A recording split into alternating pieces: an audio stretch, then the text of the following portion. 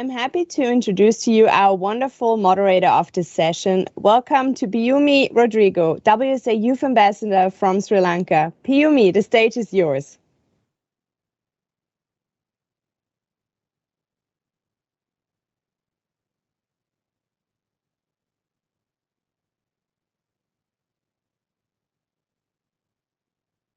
You will enjoy the session as much as we do moderating and discussing.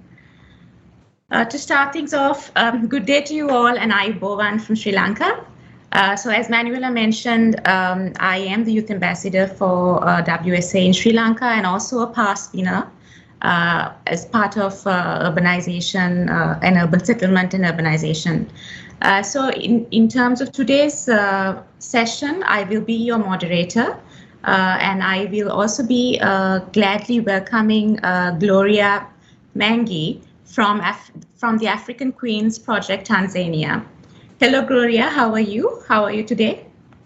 I'm fine, thank you. Thank you for the warm welcome. How are you? Not too bad, doing all right. And as Manuela mentioned, I think we've had some great pictures going, for the past 3 days, and it has been awesome so far. And I can't wait to discuss a lot more about the young innovators and what they've been up to with their projects with you as we move into the panel discussion. So Gloria, I would also like, it would be great if you could give us a brief introduction to what you do with the African Queens Project, and also a bit about your background in terms of profession and work so that the audience will get to know you better. Thank you. Great. So my name is Gloria Mangi. I am from Tanzania. I grew up all over, and I'm currently a journalist and also teaching right now. So African Queens Project, I started that back in 2012. So it rose from seeing a need in our industry, especially within media, where there was not a platform to tell African women's stories. So I was very passionate about that. So I was like, okay, how can I connect all these phenomenal women that I've interacted with during my time, either my studies or the different programs that I attended.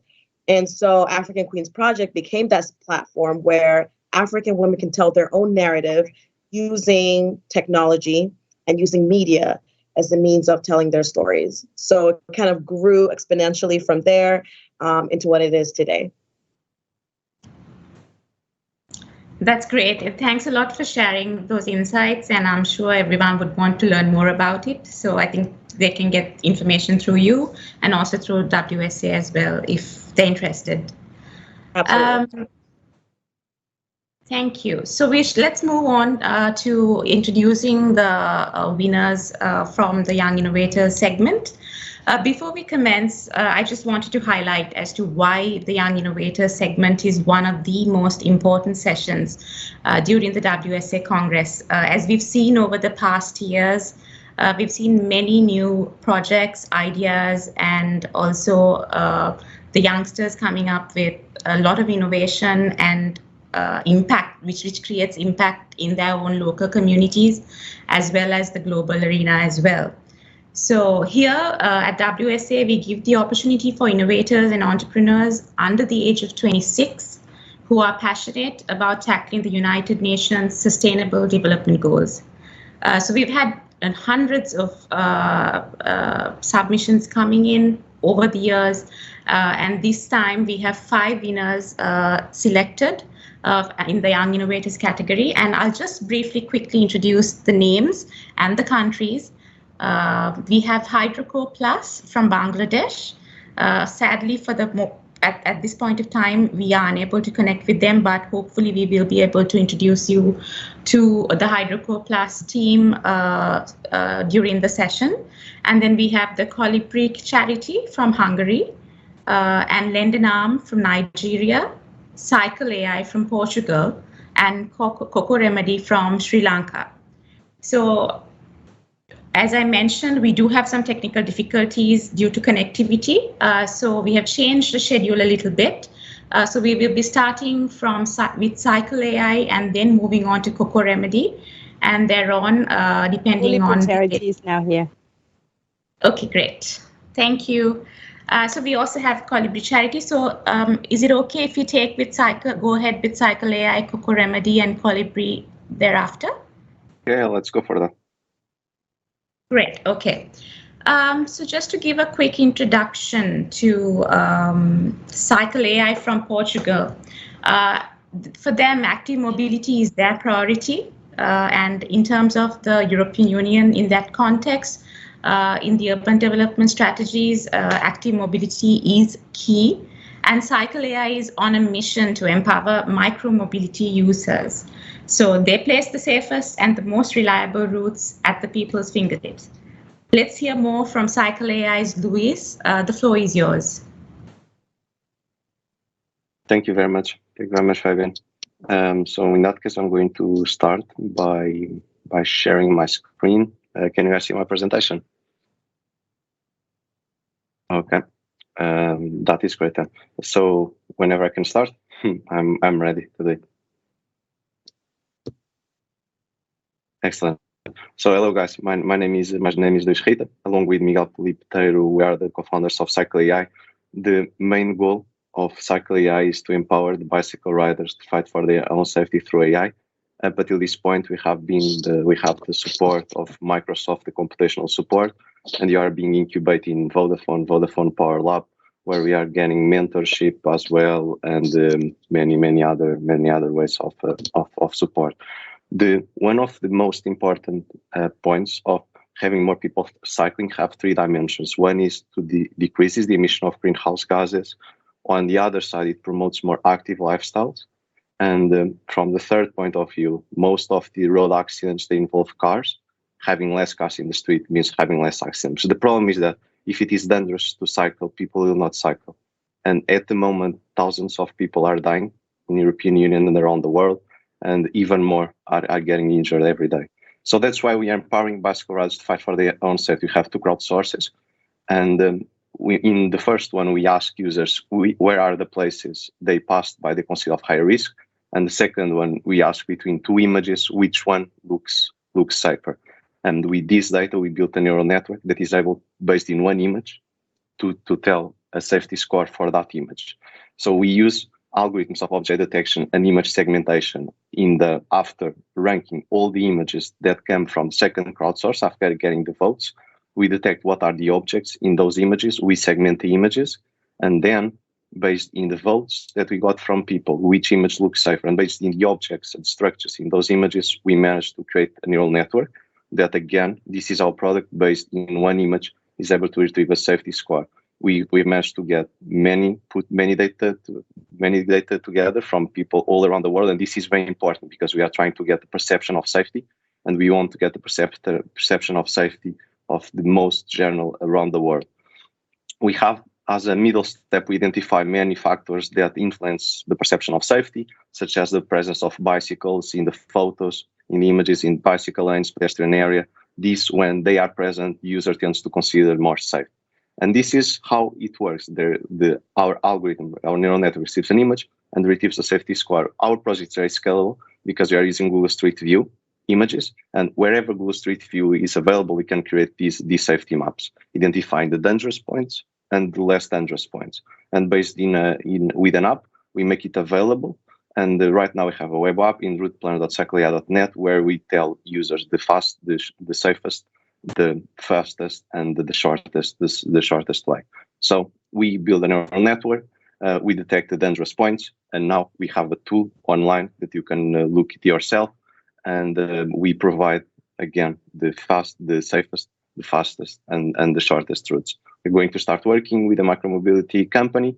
The way that we are going to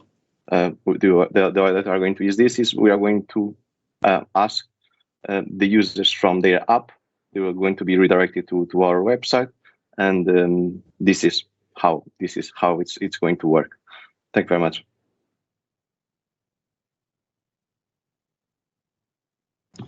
Great, that was an awesome presentation, and I think you managed time very well. Thank you for that, Luis. Do we have any questions from the jury?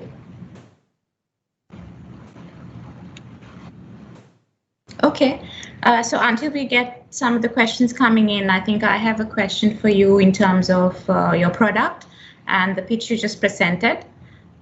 In terms of, I know that the application, from what we heard, the application of your product works well for Portugal, and it's also currently you're working on it as well. So I just wanted to know if someone was to deploy the same solution in another country, how would you go about?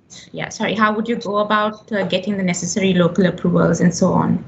So our solution is scalable because we use Google Street View and we have our own AI model. So this means where Google Street View is available, we can create safety maps, and where we can create safety maps, we can suggest the safest routes. Now we have for Portugal, we are working now in the UK, and where Google Street View is available, we can do it.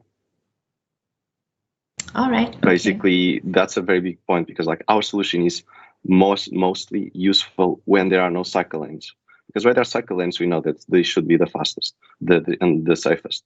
But where they are not, and most roads, they don't have cycle lanes. In those roads, we can tell that don't have which ones are the safest ways to go.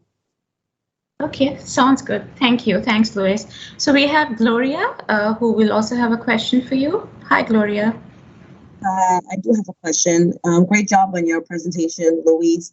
I wanted to know, what are some of the biggest challenges or the main challenge you have faced in implementing this project, especially in your country? So one of the main challenges, they are, I would say that they are both on the technical point of view and on the finances point of view, because these images are not free, they are costly. And for example, for creating a map or such a map for one city, like at the individual point of view, it's costly. But if we consider that these maps are created once and then they can be used, like for how many users they want to use, it's one perspective. The other perspective is the technical point of view, because we are working with images. And this means that there is dynamic factors that we cannot take into account easily because these images are static. They are usually updated every few months. And that's why we are going to work around this low time resolution. We have high spatial resolution because we can identify up until objects that are on the roads with centimeters and tell whether they are risky or not. But when it takes to time, like what is there today, tomorrow, after, these images, they usually give us more a point of view in the scale of months. So we are integrating satellite images that are updated every few hours. And that's going to be our complement. We have the spatial resolution from Google Street View images, and on the other side, we will be able to track the evolution of like the city environment with the satellite images. I hope that answered your question, Gloria. All right, so there are two questions from the audience until we do get any other questions for you, Luis. So one would be, since you also mentioned about it being costly in terms of getting the imagery and so on, there's a question from the audience asking about how do you plan to sustain your project? The way that we are planning to sustain, we have two approaches. One that is business to business, and another business to business to customer, and another that is a business to government, B2G. So the first one, what we are going to make, as I briefly said in the presentation, is that we are going to provide our route planner to a third-party app that has micromobility vehicles, scooters in this case, and the link for our platform is going to be placed in the application, and each time a user clicks in the link to our route planner, it will be charged a small amount. This is on one side. We'll be basically like charging per click in their app, which is redirecting to our website. Our next step will be building our own app as well, and instead of redirecting to our website, we'll be redirecting to our app, which has even an enhanced user experience. The second one, the B2G, we will be selling directly these safety maps to municipalities. Like you send and you say, here are the dangerous points. This is dangerous. This is dangerous, and we hope that will help them guiding where new infrastructure is more needed. So if they are, for example, they are already planned to build 2 cycle lanes, we'll be able to tell which one is more important based on the dangerous points that we identify. All right, and in that great. case, we'll charge per map. And to give you an idea, like each map with this resolution that you just saw for Lisbon, it costs around 1,000 euros. So that's what I say is like at the individual point of view, it's costly. But if you think that you only have to do it once every few months to update it, and many people can use it. It's I believe it's affordable, especially because as more maps you created, as more data points you start analyzing, usually the tendency is the price per point to decrease. Right. Okay, Luis, thanks a lot. So, Gloria, do you have a question? I can see your hand raised. Okay, right. Thanks a lot. So I think with the given time, we have one more question. If you can quickly, very briefly, if you can quickly answer this. In terms of what kind of hardware are you using for detection? Very brief answer would be great. Thank you. So for object detection and image segmentation, the images, because that's how we are identifying dangerous and safe images, is based in the objects and structures that are in those images. To identify those, we are using object detection algorithm called YOLO v5. And for image segmentation, we are using the same technology as Tesla is using their cars, which belongs to NVIDIA. And that's the thing, like we are using these tools now for Google Street View images. This means that wherever it's available, we can build safety maps. And we are start complementing our Street View images with satellite images to get the time resolution that we needed. Right. In terms of hardware, so you mean you rely on Google Street Maps and so on, is it? Whatever the images you capture from there. That's the thing. This is like data science project. It's there is no hardware involved. There is software. There is software involved. Right. Okay. I hope we answered the questions very briefly. So thank you, Luis, for your great presentation and also for your winning project. Congratulations. We hope to connect with you again during our panel discussion with Gloria. So stay in touch. Thank you. Thank you, Fabian. Right, moving on. So we have next, we would like to introduce the winning project from Sri Lanka, that is CocoRemedy. So if I quickly give an introduction to CocoRemedy, that would be, CocoRemedy is the first mobile and web-based application that provides surveillance, mapping, and identification of coconut diseases and pest infections using AI and many other technologies to sustain and uplift the coconut farmers and the stakeholders of the community in Sri Lanka. So Samita will be joining us today to take you through, to help you learn more about the project. And I invite Samita to take the floor. So thanks, Peumi. I will share the screen. Hope you can see my screen. Can you see my screen? Yes, we can. So can I start with my presentation? So please do, yes.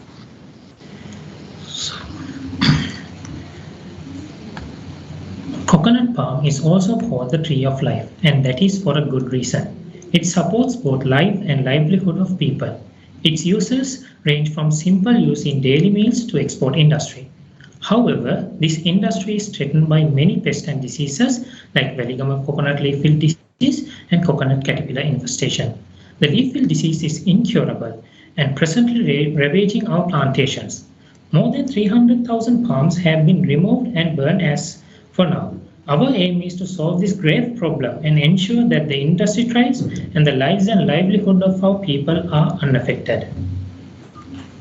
We use cutting-edge technologies like deep learning-based AI for early disease detection, crowdsourcing for visualization and awareness, and finally export support to aid non-technical farmers. We have trained several transfer learning-based CNN models for classification, Mascar CNN model for instance segmentation, YOLO v5 model for object detection, providing the application to identify the disease, calculate the severity of infection and the number of pests infected for early disease management. We have tested our model with more than 5,000 images and were able to attain an accuracy rate from 90 to 97% for all the models. Then all the identified locations are visualized so that the plantation owners and the stakeholders know exactly the dispersion. No sooner as an infected farm is identified, real-time notifications are sent to the users as well. Not only that, we make sure that the farmers know all aspects of the pest and diseases, so he is better prepared to combat it. CocoRemedy is the only application that provides disease management and awareness for coconut, and we are proud to say that CocoRemedy has opened a new research path for disease management in coconut. We have not forgotten our smallholders who are the non-technical farmers as well. The farmers without a smartphone can use our hotline to link with the coconut development officers. They will visit the site, use our application, and advise the farmers. To give you some context about the impact to the industry, it contributes nearly to $1 billion in export earnings and contribute nearly to 1% of the GDP. Through this innovative application, we are hoping to facilitate service to more than 600 researchers and development officers, more than 8 estate companies accounting to 17,500 hectares of land, and more than 700,000 farmer family units. This solution is easily replicable for other coconut crops as well. And our aim is to globalize CocoRemedy and take it to other coconut growing countries. So we invite you with open hands to join with us in saving your trees and to contribute saving this valuable industry. Thank you. Thank you, Samita. I think you have 10 more seconds, but then that's great, great time management and a great presentation as well, covering the overall project that you're presenting to the jury, which is also anyway a winning project under the Young Innovators sector. Thank you. Do we have any questions from the jury? Yes, we do. Give me a second. Yeah, so we have Patrick. I think I saw, yes. Hi, Patrick. If you could just share your question with Samita, I think we can start the session. I think Patrick is muted. I cannot. Yes, sorry, I'm muted. My actual question is very simple. Just why coconuts? So basically, Sri Lanka, it depends on export revenues, and the main industries are coconut, rubber, and tree. So we found that coconut is very important for Sri Lankans, and the disease, Valigamma leaf wilt disease, has infected the industry so much that the community doesn't know that. So if infected, the tree should be cut off. Then more than 300,000 palms have already cut off in the southern province, and the loss is 515 million nuts, and in revenue it is 9 billion Sri Lankan rupees. So that huge amount is lost. So we had, as Young Innovators, we hope to address that problem to the community and make aware them in order to protect the rest of the country's cultivation. Thank you. I hope that answered your question, Patrick. We also have Gloria. We have a question. Thank you for the presentation. I had wanted to know, because I wasn't very clear about one, how do you identify that there is a problem with a coconut? And then how does one submit that onto your portal, whether it's the app, so that you're able to assess the situation? And who is the one that is assessing it? Is it a computerized system, or is it actual people? So it is a mobile application. So we have provided the mobile application to all the users, basically farmers, coconut development officers, and so on. So if they found a distinct feature, so the diseases might have color changes. And for example, in Valigamma leaf wilt disease, there's a symptom called yellowing. So most of the people identify that yellowing as just a magnesium deficiency. So that magnesium deficiency is not severe. So they mistaken it as magnesium deficiency, and they do not consider it. But using our application, if they are not sure, they can take a picture of the leaflet and they can identify whether it is actually a magnesium deficiency or rather than a deadly disease. So that is what we are providing. I hope I answered the question. Okay, thank you, Samita, for that very detailed answer. I think that was insightful. If you have no other questions from the jury members, I'm just going to throw one question at you from what I've tried to understand. Why is CocoRemedy different from every other pest detection and prevention technology that is available in the wider world? So thank you, Peumi. So there are pest disease and identification models for other crops as well, but CocoRemedy is different because we don't just give the detection of the disease. We provide the severity level, how the disease is progressed throughout the leaflet, how severe it is, and we provide the impact of the disease as also. And the most important thing is the communication between farmers and the research officers and the coconut development officers have been very slow. So we provide quick communication as well as visualization of disease dispersion for the farmers and the community to be aware of the disease and to be protected from it. And also we are providing customer support through a hotline so that the farmers who doesn't have the mobile phone can also get the service. Okay, thank you, Samita, for this wonderful presentation and for taking the time to join us today, and also for answering all the questions the jury members had. We'll connect with you shortly for the panel discussion once we are done with the rest of the pitching sessions as well. Thank you very much. Thank you. Great. So I think we've just started with two great projects, two great winning projects rather, and I would like to introduce the next project from Hungary, that is Colibri Charity. So until Andros gets ready, I will quickly give you an understanding of the project in a few lines. So Colibri Charity, they make charitable purchases simple. That's just the simplest form of explanation. And they also turn corporate social responsibility a cool thing to do. So by simply allowing customers to be able to activate the charitable purchases at the checkout point on their favorite online shopping store. So it doesn't matter where you're shopping, you have the ability to support a worthy cause through Colibri Charity. So over to you, Andros, to give us an understanding of how you came about this project, an idea, and how you are making it work in Hungary and anywhere else around the world. Thanks. Hey everyone, I am András from Colibri Charity, and we believe cooperation is the key to reaching sustainability. We act as a link between businesses open to supporting sustainability, conscious shoppers, and charities or community causes to provide a free and easy-to-use giving solution that allows anyone to support causes they care about without cost or limits.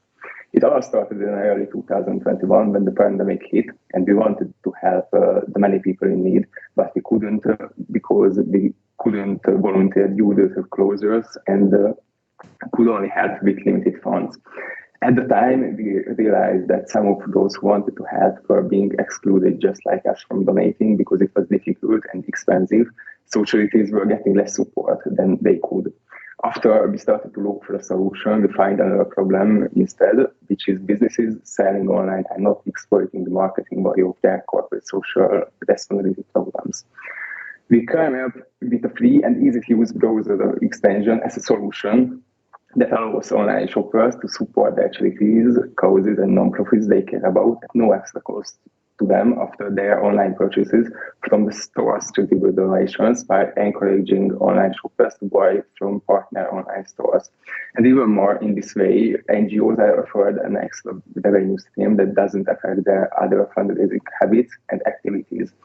It works really simple. You need to add the extension to your browser once, then choose a charity to support, and after that, just shop online as always. The extension will automatically offer you to raise money whenever possible. Our three biggest core values are simplicity. Sorry, Andros, I'm just going to interrupt you for a second. You're not very clear. If you can just speak up a little louder, it'll be great. Thank you. Okay. And we will give you 10 more seconds as well. Okay. So our three biggest core values are simplicity, because we believe helping others shouldn't be complicated; security, because we don't take part in any payments and we use bank-level encryption; and transparency, because we are developing an end-to-end platform where payments are automatic and don't require or allow any external intervention. This means whenever you activate, donating, and complete your purchase, the charitable amount will automatically be displayed on your side as well as the NGO side. In addition to the ongoing statements, the NGOs are offered to make quarterly reports to their supporters about what they have achieved from their donations in that period, so that the users can decide for themselves whether they are satisfied and want to continue supporting the NGOs or would prefer to change. We did actively support sustainable development goals work, which is responsible conception and production. But with us, you can support all of them by choosing the right organizations. Our aim is to create better social well-being by generating extra income for charities and a way for people to support the world's causes without limitations. Who would you like to support with your everyday shopping? This 3-minute limit was very short. Yeah, and thank you for listening. Please feel free to ask any questions you may have. Thank you very much for that presentation. You were a little unclear, but I hope the jury will be able to ask us a few questions, and then maybe we can help you sort out some of the questions they might have and make it a little more understandable. Do we have any questions? I'm sorry, I have internet connection issues. Yes, and that's perfectly fine. So I think even myself and also the jury members will ask you a few more questions so that the jury will also be able to understand a bit more. Do we have any questions from the jury?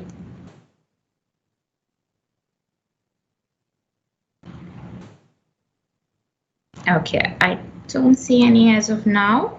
Until then, I just wanted to ask you in terms, personally, this is something great. Personally, I really love the idea of being able to, to share whatever I can whenever I purchase something through my favorite online shopping store. So I just wanted to know few things. How do you go about engaging with establishing partnerships with the not-for-profit and also for the corporates who will be your customer, who will be embedding this widget? Yes, we reach the corporate businesses on our own, and for the NGOs, we are creating an open platform that they can freely join anytime they want. And after they join, they get a sub-page with customization options, so they can set their own page under Colibri, which they can after share on their socials to get supporters on Colibri, to get the existing supporters into Colibri.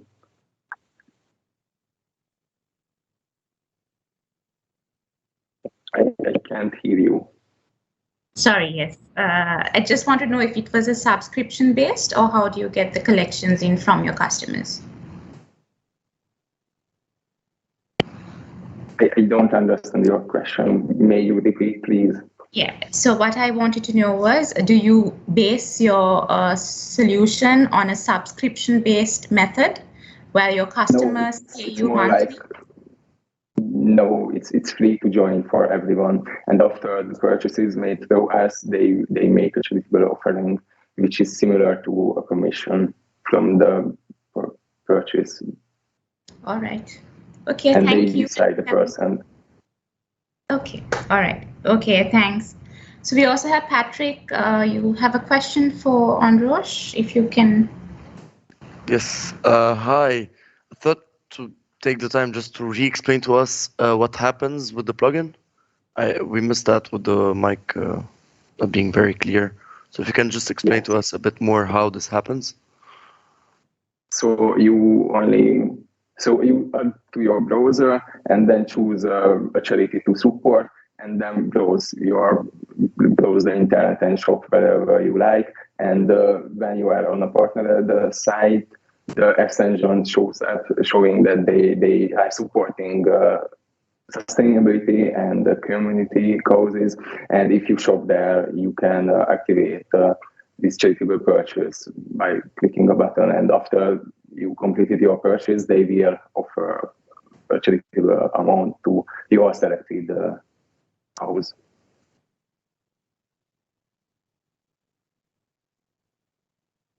I hope that was clear, Patrick. We still are finding it difficult to understand you, but we hope that jury is happy with what we managed to understand at this point of time. So if you do have more questions, probably we'll get in touch with you during the panel discussion. Until then, if you can also just check your mic and see if you can do any alterations to make you sound better and clearer, please. Thank you. Thanks a lot for joining us.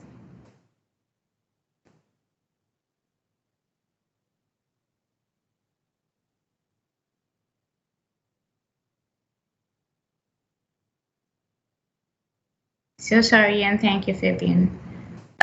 So we are down to the fourth winner from the Young Innovators category. And we now move on to a different continent altogether. And we are going into Bangladesh with Hydroquo Plus. And we have Rizvana, who will be joining us to do the presentation. Until she gets ready, I'm just going to give you a quick understanding about what Hydroquo Plus does and the impact it has in Bangladesh. So Hydroquo Plus is focused on delivering water intelligence, so to drive water safety and also to measure the availability in Bangladesh. So they also provide actionable insights in real time by combining a series of components from software to hardware to make it work and to help the authorities lead a decision-driven process in the water safety process. So over to you, Rizvana. If you are ready, we can start the presentation. Hello, everyone. Hi. I just sent in the deck to Manuela at WSA. So do I share the deck or is it... Yeah, if you are able to share, if you can try and share the deck, it will be great. If it doesn't work, and Manuela will help us. Sure. I think you're able to see my screen, I believe. Yes, we.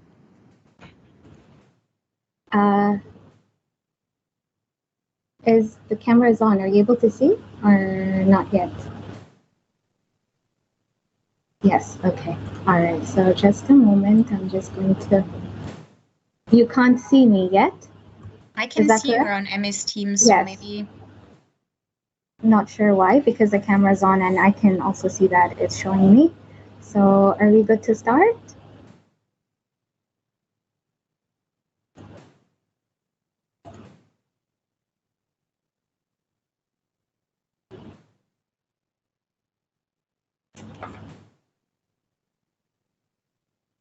Okay, all right. So I'm sure everyone here will agree that everyone has a right to live in a secure and equitable world, and water is like, a very non-negotiable resource in our world.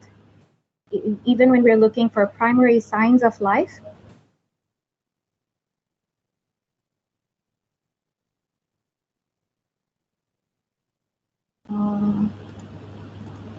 this is the PDF version. So is this good or could you?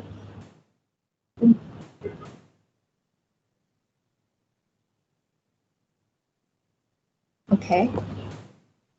No, this one is not working. When I do Control L, this is just highlighting the path. It's not really zooming in. Yes.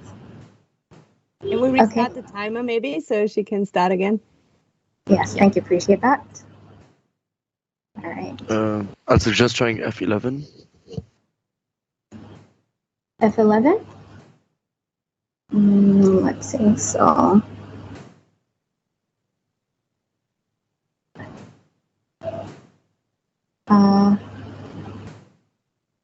Is this good or it's still not good enough? Okay, all right. So we'll begin. Hi, everyone. My name is Rizwana Riditha, and I'm sure everyone here will agree that everyone has a right to realize their potential and live in a secure and equitable world. And clean drinking water is a significant resource which is required to sustain life. Even when exploring signs of life, one of the primary things we look for is water.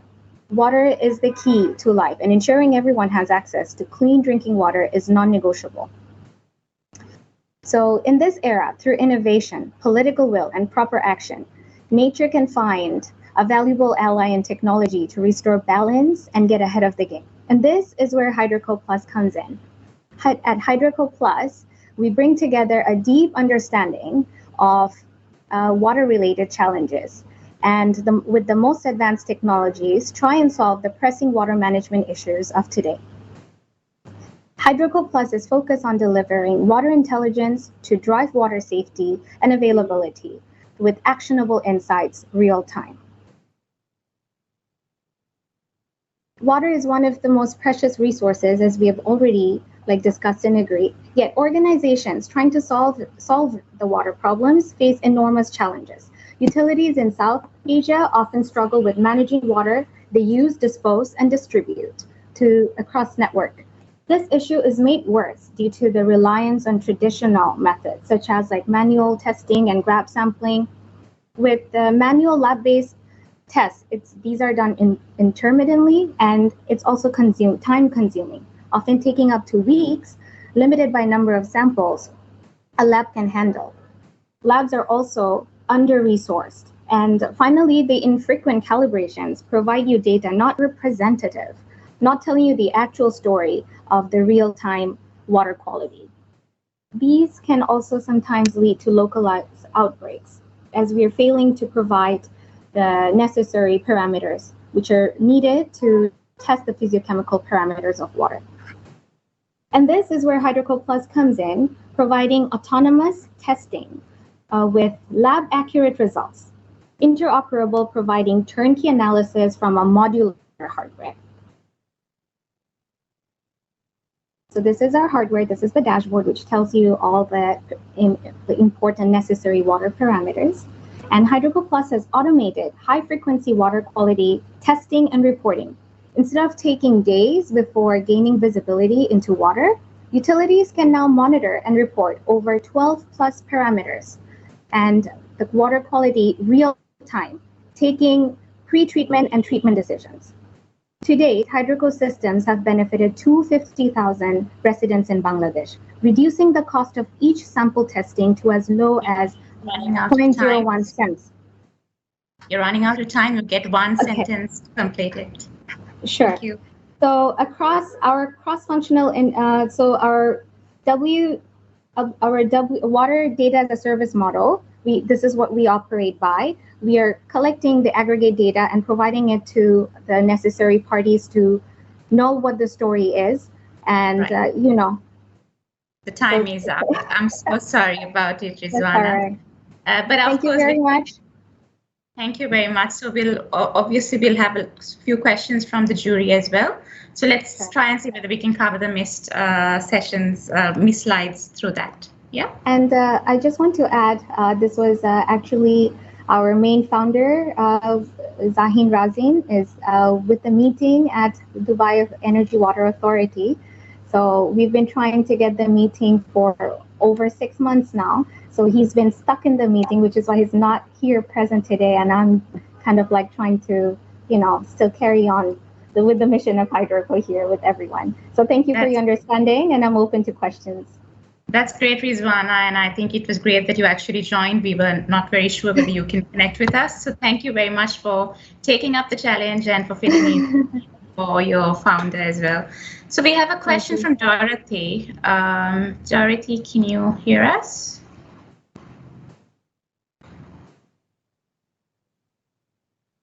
Yeah, okay, good. I think you can hear me now. It's quite an interesting project, especially given the water problems, that the equality of water problems all over the developing world. But if I understand correctly, you are working with the service providers and not with households. We are service providers are supposed to do this anyway. So if you could clarify a bit. Sure. So I think we were able to see some of the parameters, and we are working with. So initially, when this was a concept, this was actually my brother was like the main founder was in his third year of university doing a research and trying to solve this problem end to end. So end to end tap problems for that we have to pivot to that to move into focusing on a root level. Solving it from a root level as opposed to at the end, like where the tap water is coming in, at the consumer end.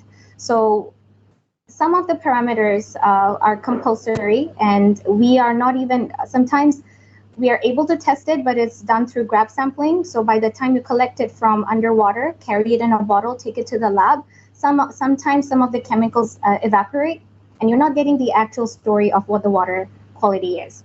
So it's deviating from the main, state. The result is not really truly representative of the actual quality. So this is why I think, and another problem is that labs are under-resourced. We don't have, imagine a city where you have 165 million people, and then you just have a few major labs in the cities. You're not able to provide optimally what you're supposed to provide. That's one of the challenges that water service providers face. And also there are two parameters which are not even available by third parties to provide. It's too expensive collecting just one sample to test that parameter. And it just is not even possible for some third-party providers, well-known providers, reliable providers to tell you what the actual quality of the parameter is. So for these challenges, what we do is we basically go underground through the manhole, like deep sea divers, and we deploy our device in pipe. So it's an in-pipe insertion. So we are actually tackling it from the main source as opposed to going end to end to solve that problem. So that is where we are at. I hope that answers your question.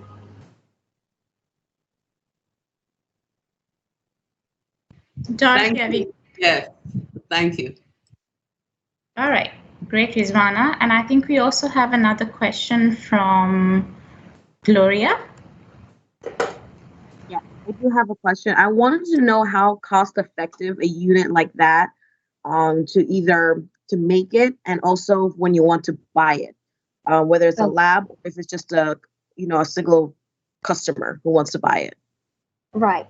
So this is actually we are doing it on an institutional, like a business to business rather than business to consumer, which can be done if you're working more with the public sectors as opposed to private sectors. It does have that scope, because we are dealing with these devices which are used in Mars rovers.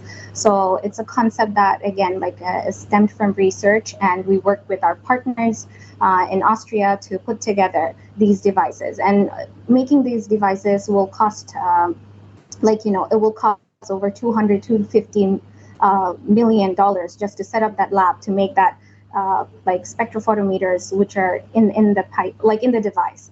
So for I think it will, since you can work with partner and get past, just coming up with that faster. It's more, I think, smarter way approach is that we work together with partners and sort of instead of starting from scratch, we use whatever we have available, the resources available, and get to the problem. But I think what we actually are trying to build is an ecosystem, water data ecosystem. So for that, we need to come up with sensors we can deploy underground in the water distribution network. And then we're going to layer it with simulation. So you know exactly where the problem is. You can identify it right away instead of having to undergo construction, breaking, digging the ground, digging the roads, not knowing where the exact problem is. So I think it just minimizes your chances of failure. So, and saves a lot of cost. And about the cost of the parameters you were asking, each parameters, we have about 12, but as per our health care mandate, we're supposed to provide at least 8 8 compulsory ones. Out of those 8, 2 I don't think the lab is capable of providing. They don't have the devices. Neither would the third-party testing agent or the lab can provide that. And it can cost 80,000 taka. So right now our currency is $1 is around 85 taka.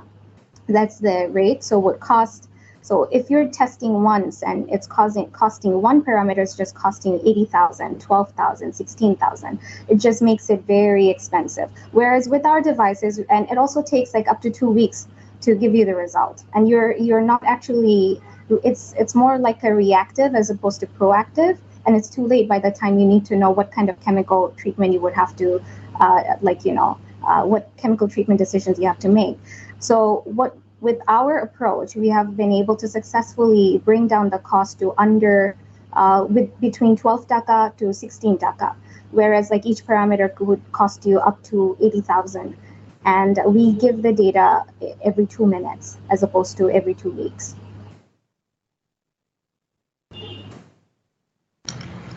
Thank you, Rizwana. Thanks a lot. I think that was a very insightful answer to the question brought forward by Gloria. So thanks a lot. If we have no other questions, we can move on. Rizwana, thanks a lot, and we're very proud of you joining us. You had some trouble with connectivity, plus when your brother was out. So thank you for taking that challenge, and I think that's what Young Innovators are all about, doing things when it's needed, at the right time, with the right skills. And you were great. So thanks a lot once again for joining us. I hope you will stay on for the discussion as well. Thank you. I deeply appreciate your understanding, and I hope and I got some really wonderful questions. So thanks for those questions. Thank you, Rizwana. Stay on, please. Thank you. Thank you. Bye. Bye. Great, I think that was very inspiring, and I was very excited and thrilled when she said that she was actually stepping up for her brother, and that she was able to do that instantly and really be proactive. So that's great work, Rizwana, and for being able to act on time and being able to join us today. So I think we've now come to our last project in terms of the Young Innovator winners. So moving from Bangladesh, we're now going into Nigeria with Lend an Arm. So we have Tunda. I hope I'm pronouncing your name correctly. Let me connect with you soon. I'll just quickly give a quick brief overview of what the project is about till Tunda gets ready for the presentation. So in terms of Lend an Arm, it connects hospitals and patients to emergency services at the push of a button using mobile applications and a call center, an AI chatbot, and also medium-range cargo drones. I think it sounds really exciting, and I can't wait to learn more about how this is actually practically used and how practical and feasible the solution is in the real world. So over to you, Tunda, if you are ready. Please do correct me if I'm pronouncing your name incorrectly. My name is Tunde Oyebamiji, and I am a medical doctor. 2 years ago, I lost my younger sister who had sickle cell disease because we couldn't get blood to transfuse her. She had severe anemic crisis requiring urgent blood transfusion, but try as we may, we just could not get blood. So I founded Lend an Arm. We are solving the problem of chronic blood shortages in Nigeria. Every single day, more than 145 women of childbearing age die in labor, and more than 6,000 children die due to severe anemia just because we could not get blood. Next slide. In Nigeria, there are more than 42,000 hospitals that depend on external blood bank for transfusion.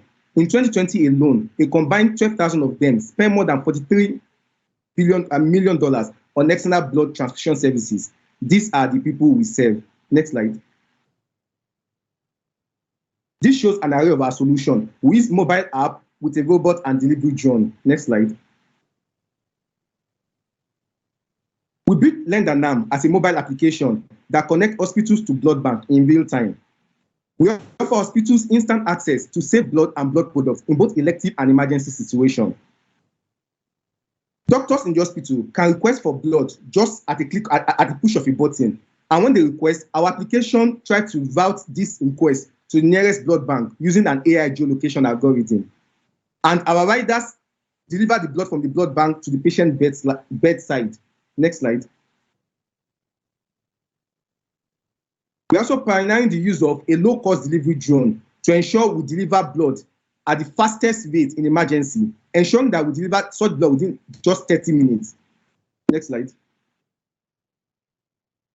Our solution is simple. Lendinam is reliable, comfortable, fast, and is eco-friendly. We are transitioning from using motorcycle to drones, which have been shown to actually emit less fuel and needs less fuel, really. Next slide. Our business model is simple. We charge a $5 commission on each unit of blood we deliver. Next slide. Since we started commercial operation just less than 8 months ago, we've onboarded 24 hospitals onto our platform. We've supplied more than 1,000 units of blood to hospitals in our network. And we have 600 active donors in our network. And we've trained more than 107 community advocates. And this is very important because community advocate actually goes into the community and advocate for people to donate blood voluntarily. And we have strong network and partnership with Rodrigo Technology, United States Chambers of Commerce, and also Lendinam is the WHO top 30 innovations in Africa. Next slide. Through our effort, we've saved an amazing 4,800 lives and still counting. And we're currently in 2 countries in sub-Saharan Africa, Nigeria and Benin Republic, trying to make sure we are raising awareness about voluntary blood donation, and we're making sure we are linking demand to supply. And through this life saved, we're ensuring that women who will have died are living and are actively contributing to the economic development of both countries. And we're making sure children are not just stuck in that death trap. We're making sure children can live to fulfill their God's-given dream and talent, and making sure they grow up to actually contribute actively to the economy of those 2 nations. Next slide. We're a team of 4. 3 of us are medical doctors with a combined 12 years of experience in emergency care and trauma. The 4th is a computer scientist, graduate of University of Helsinki. Today your team is up. Is there anything you want to share with us in 1 sentence to finish it? Our vision is that we want to make sure no woman in labor will ever fear for their life, and no child with sickle cell anemia will ever fear for his or her life. We will be there with them no matter when or where they are in Nigeria, and we promise to always stand by this. Thank you.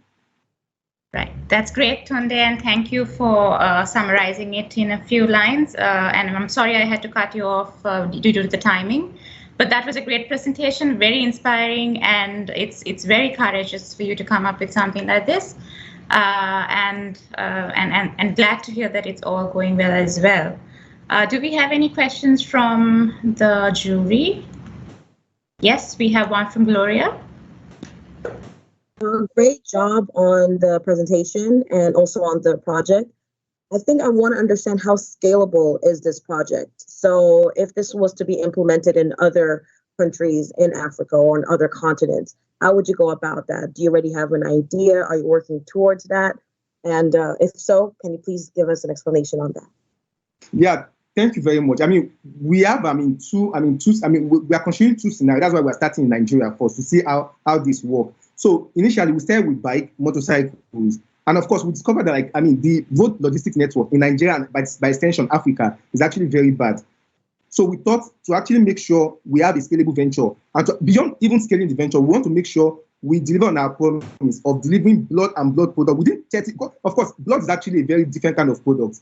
It's about the quality of blood and the timing the blood gets to people that need them. So we thought to actually make sure we scale sustainably and deliver on our promise of 30 minutes blood reaching the patient bedside. We are trying to pioneer the use of delivery drones, which we've successfully tried in some rural areas in Nigeria. And that is going on really, really well. We deploy a fleet of drones, in partnership with Rodrigo Technology in Switzerland, trying to see how fast we can actually connect to those people, to the last mile. So we think, the future for us, and for scale up would be we get to those countries and make sure we map out, our drone routes and make sure the drone does the job. With the drone, you are not worried about road logistics, and you are sure that you could deliver multiple blood to multiple hospitals within the same flight.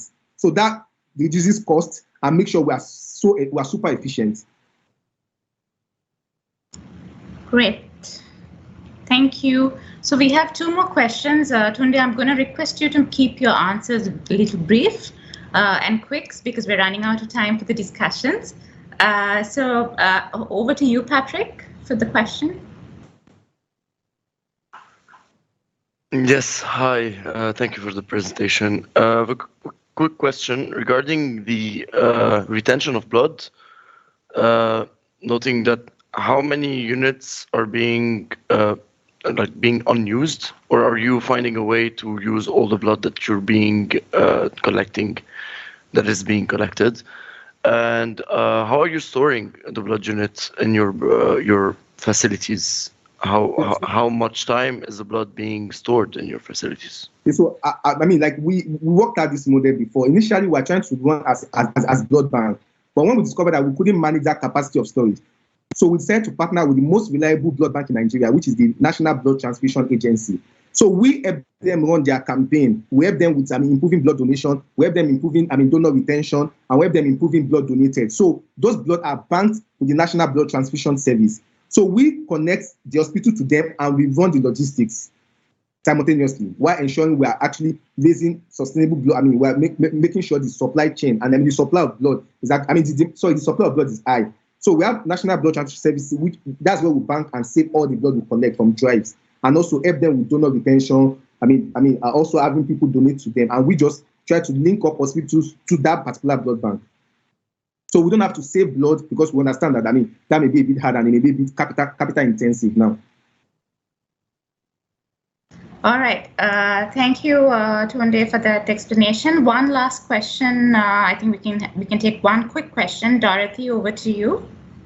Thank you, Tunde. Wonderful to see this kind of work, and congratulations to all the winners on this panel. It's going to be so difficult to vote. Can you're making it look as if it's just the logistics, but is it not also a cultural problem? People don't want to donate their blood. How are you working to increase that volume of blood donation? Thank you very much for that. Certainly, in my presentation, I said we started as a commercial entity about 8 months ago. But of course, I quitted my job 2 years ago. And between that 2 years and the last 8 months, we've been trying to raise blood donation. That's why, we use multimodal method. Number one is that we run campaigns in people's local language. We go to communities, sensitize them about blood donation and why it's important for them to donate blood voluntarily. And 2, we try to dissuade people from donating, from being paid donor to being voluntary non-remunerated donor by using the WHO policy of giving non-monetary benefit to them. So on our app, they can convert their donation into some kind of a token to actually get access to some free medical consultation and other things like that. And also, we use community members as advocates. So when we go into a community, we try to capture some of them that are really keen. We teach them about voluntary blood donation so that they can go into their community, educate other people about why it's important to actually do this very altruistic job. And lastly, we also use technology to actually make sure we have donor retention, because of course, it's not just enough for people to donate once. We need to have donor retention. So our app reminds people about voluntary blood donation, gives them information about voluntary blood donation, gives them constant reminder when they need to donate. And our robot also allows them to actually take the screening questionnaire where they can assess their eligibility for donation. And of course, so those are things we do to actually improve voluntary blood donation in Nigeria. Of course, it's inherent, but since we started about 2 years ago, in Ibadan alone, where I primarily stay, we've raised donation by 40%. But the highest ever, 40%. We've raised awareness and donation by 40% in Ibadan alone in the last 2 years. That's really impressive.